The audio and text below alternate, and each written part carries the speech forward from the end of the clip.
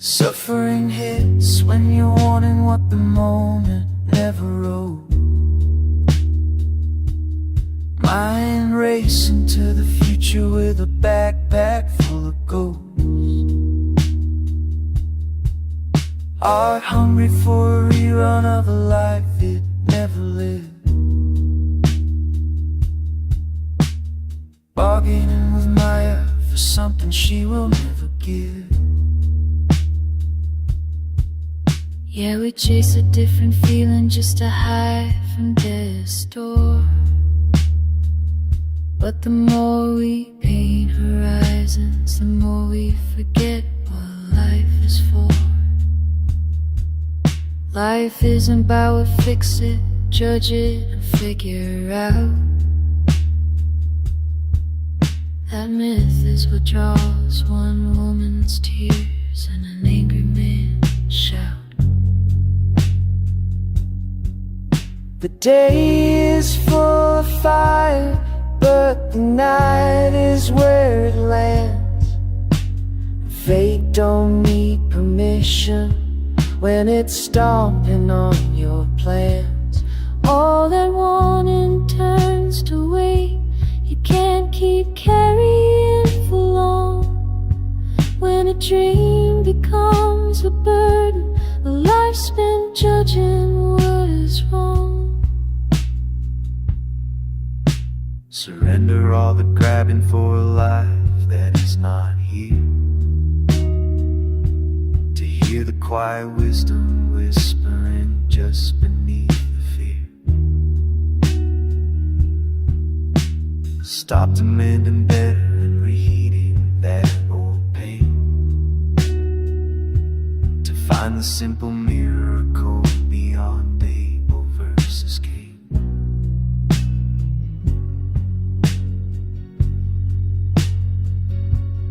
Yeah, the climb is in our blood. We can rise to be the best, so the fall can be the teacher when the host becomes the guest.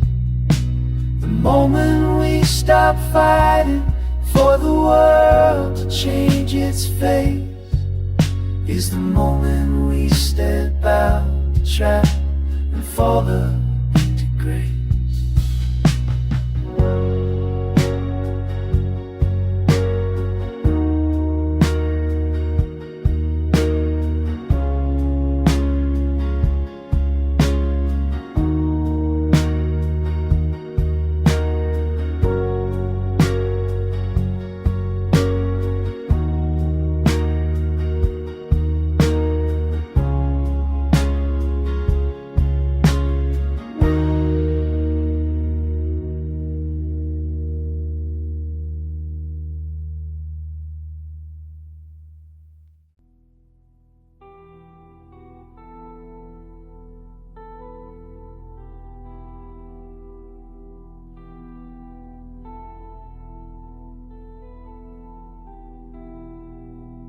Suffering hits when you're wanting what the moment never owed. Mind racing to the future with a backpack full of ghosts. Heart hungry for a rerun of a life it never lived. Bargaining with Maya for something she will never give.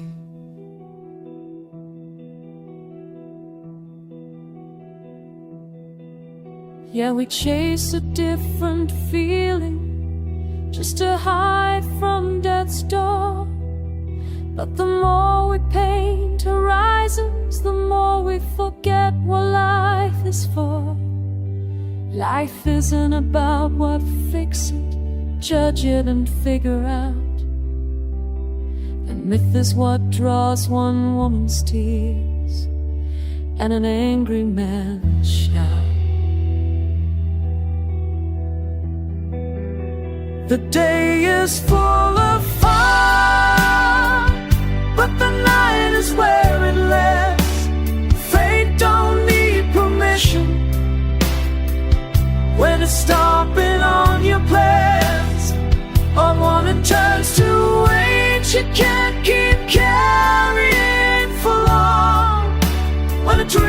dream becomes a burden, A life spent judging what is wrong. surrender all the grabbing for a life that is not here, to hear the quiet wisdom whispering just beneath the fear. Stop demanding better and reheating that old pain, to find the simple miracle beyond Abel versus Cain. Yeah, the climb is in our blood. We can rise to be the best, so the fall can be the teacher when the host becomes the guest. The moment we stop fighting for the world to change its face is the moment we step out the trap and fall up into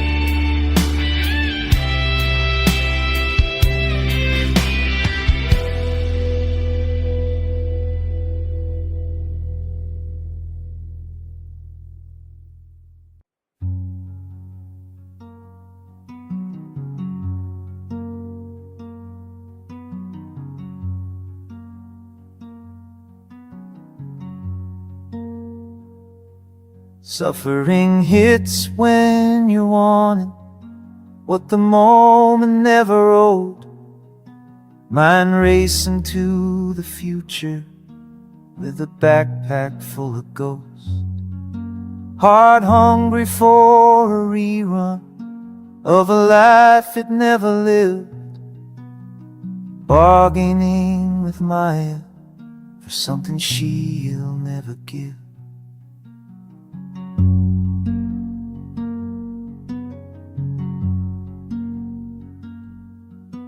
Yeah, we chase a different feeling just to hide from death's door. But the more we paint horizons, the more we forget what life is for. Life isn't about what fix it, judge it and figure out. The myth is what draws one woman's tears and an angry man's shout.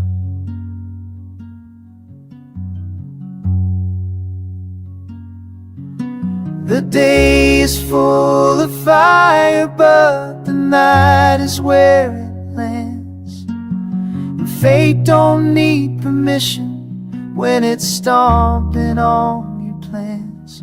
All that one turns to weight you can't keep carrying for long. When a dream becomes a burden, a life spent judging what is wrong.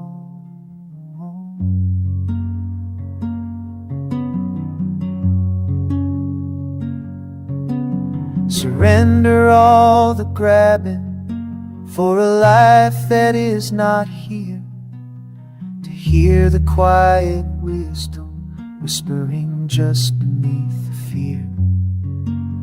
Stop demanding better and reheating that old pain, to find the simple miracle beyond Abel versus Cain.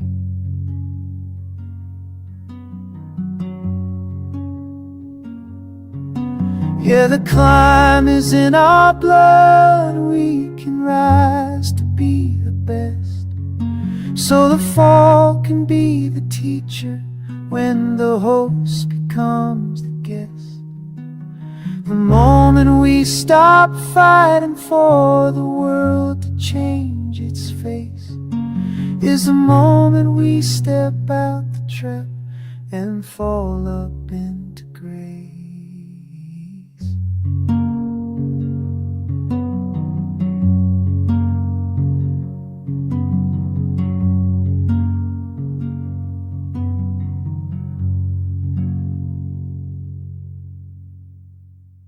Suffering hits when you're wanting what the moment never owed. What the moment never owed. Yeah, I mean, that's not just some philosophical fluff. It's a really clear statement that your pain, fundamentally, comes from a misplaced expectation. And what's so key here in the interpretation is that it isn't blaming the suffering on, say, not having the money or not getting the love you want. It pinpoints the source as the demand itself. Exactly. Suffering isn't the disappointment. It's the habit of believing that reality has some kind of obligation to give you what you want. That creates this constant tension between what is and what you think should be. And if you can just accept the moment owes you nothing, then wanting something is just. Yeah. It's a preference. It's not a condition for your well-being. But of course, we don't do that. We fail to accept it, and that failure launches us straight into self-sabotage. So Maya here is this deep philosophical idea of a cosmic illusion. Is the veil of the material world, the ego, the identity we build. And Maya is always promising fulfillment. It's saying, if you just get this one thing, you'll finally be happy. So we're constantly trying to make a deal with this illusion. We are. We're thinking, if I just get that promotion, or if I could just fix my partner, then Maya will finally give me real peace. But the whole insight is that the negotiation is pointless. The illusion can't deliver lasting peace. So it's not just running from pain. We're in this constant, intense negotiation with a fantasy. And the analysis says the reason for all of this frantic mental activity is an attempt to hide from death's door. And this is where it gets really, really deep. The escapism is rooted in two things happening at once. One, the fear of not existing, of death. And two, this nagging suspicion that the identity we've built, the one based on all our desires, is basically fake. We're afraid that if we stop moving, the whole house of cards will just collapse. Precisely. And to handle that existential terror, we just throw all our energy into managing our feelings. We just focus on trying to change our emotions to ones we like better, thinking if we can just keep the happy dial turned up, we can avoid looking into that void. Which sounds absolutely exhausting. And Section 2 suggests this constant chasing and judging, it comes at a huge cost.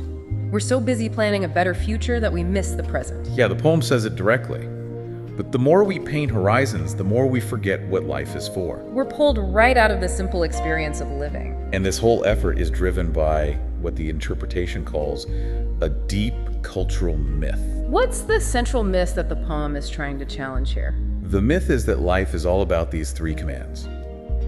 Fix it, judge it, and figure out. Fix it, judge it, figure out. Yeah, it's a framework that forces you to assume that reality is broken, and that it's your job to correct it, to judge how it falls short, and then to find the perfect intellectual solution. Okay, but hold on a second. That seems, isn't that necessary to some extent? Don't we have to fix and judge things to improve ourselves or our world? How do you ever grow if you don't judge something as wrong? That is a great challenge. And the insight here is subtle. It's not about the observation or the action. It's the demand that comes with the judgment. The myth forces us into a state of conflict with reality, not engagement with it. And you see this play out in our relationships all the time. The poem has that line, that myth is what draws one woman's tears and an angry man's shout. Ah, okay. Tell us more about that. Well, the anger, the frustration, the tears, they all come from the assumption that the other person or the situation needs to be judged and fixed to fit my plan. The fixation on the fixing, not the acceptance of what's happening, that's what creates the shout and the tears. That perfectly describes that feeling of being trapped by your own expectations. The desire becomes this relentless, heavy demand. The poem calls it when a dream becomes a burden, a life spent judging what is wrong. And that is so critical for anyone listening to really let that sink in. When a dream becomes a burden and life just can't deliver it, the result is what the text calls being trapped in compare and despair. Compare and despair. You're judging your reality against this perfect dream. You find it's not good enough, and then you just despair over the gap. You're literally manufacturing your own suffering by judging. So we're locked in this external conflict. But then the poetry takes us deeper into the tension inside ourselves. And that brings us to Section 3 and this really rich, ancient analogy for internal conflict. This is a really profound connection they make. The poem tells us to find the simple miracle beyond Abel versus Cain. Now, we usually think of them as, external figures from the Bible. The first murderer and victim. Right. But here, they're used to represent two primal, opposing psychological states that are operating inside every single one of us. So who are Cain and Abel when they're living inside our heads? Cain, in this model, is the free child. This is the part of you that wants autonomy, that hates obligations, that just wants not to be burdened. It's that raw drive for freedom. And Abel then must be the conformist, the one who tries to do everything right to get approval. Precisely. Abel is the adaptive child. This part of our psychology is desperate to follow the rules, to meet expectations, to win favor and stay safe. It will trade freedom for a sense of belonging. So our biggest challenge isn't really navigating the outside world, it's navigating these two forces inside us, the drive for pure freedom versus the drive for acceptance. Yes. Think about a big career decision. Cain, the free child, might just impulsively quit a high-paying but stressful job because he just hates the burden. He wants out now. Right. But Abel, the adaptive child, he might take on 3 extra projects and work insane hours just hoping his boss will finally say good job and give him that feeling of safety. And the thing is, they're both just trying to find peace. Exactly. But through totally opposite and often self-defeating strategies, it's like a constant civil war inside you. And as long as you identify fully with just one of them, the war never ends. Wow. Okay, that leads us perfectly into section 4, because the poetry does acknowledge that this drive to achieve, it's natural, it's not inherently a bad thing. No, we're built to strive.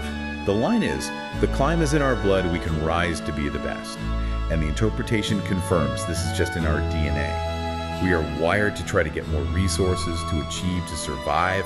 You can't just switch off ambition. But, as we all know, trying to be the best all the time, well, it doesn't always work out. It doesn't. And this is the critical perspective shift in the poem. That drive will inevitably lead to failure, what it calls the fall.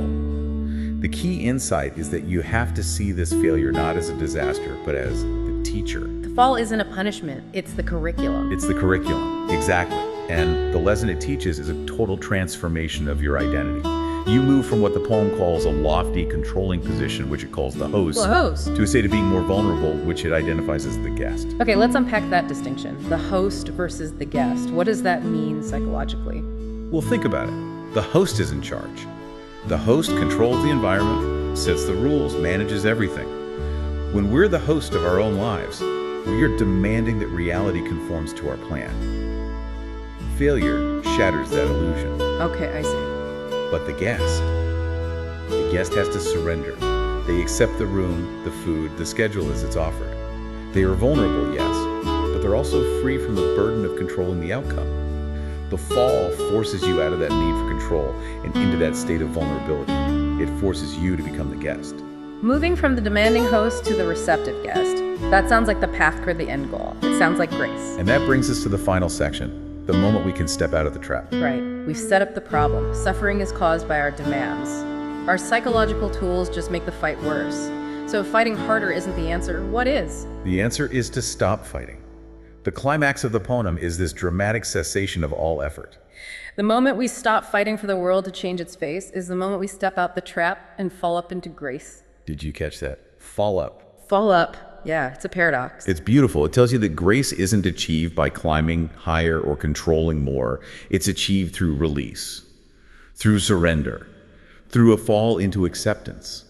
We only find it when we stop demanding things be different. The fighting itself is the trap. The fighting is the trap. When you stop, the trap dissolves and you fall up into the flow of reality. That is just such a complete and powerful arc. It all starts with us demanding that life give us what we want, and when it doesn't, we go into these mental acrobatics, bargaining with illusions, dragging around ghosts. And we spend all our energy trying to fix and judge and figure out a reality that isn't actually broken. We discover that the real burden isn't the world outside. It's our own internal judgment, our demand for change. That's the weight we carry. The weight is the fight against vulnerability, against the simple, brutal fact that the moment owes us nothing. And when you can stop being the demanding host and just be the receptive guest, the trap is gone. Which brings us to the final thought we want to leave you all with. It builds on that internal battle between Abel and Cain. Right. We know Cain is the free child, unburdened, and Abel is the adaptive child, the rule follower. Both are just looking for peace, but in opposite ways. So we want to encourage you to look at your own daily decisions. Just for this week, watch yourself and ask, which one is in the driver's seat right now? Is it the part of you seeking impulsive freedom from everything, or the part that's seeking perfect conformity and acceptance? And maybe the more important question is that identity, whichever one is dominant, is it actually serving you? Is it helping you find the vulnerability you need to fall up into grace? Something potent to mull